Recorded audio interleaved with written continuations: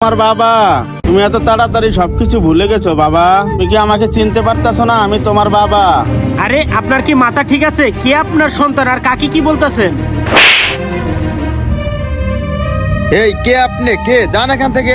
আপনি তো অনেক সময় ধরে বকবক করতেছেন, স্যারের গায়ে ময়লা লাগাই দিচ্ছেন। যান এখান থেকে যান। তোমরা আমার সাইডে থেকে কি করো দেখো না? সামান্য একটা লেবার এসে আমার গায়ে হাত দেয়, দেখো না আমার গায়ে ময়লা ভরেছে। কোথায় থেকে যে পাগল ছাগলগুলো আসে। আরে চাচা আসেন, উঠেন। আরে স্যার, আপনি ওনাকে চিনতে পারতেছেন না?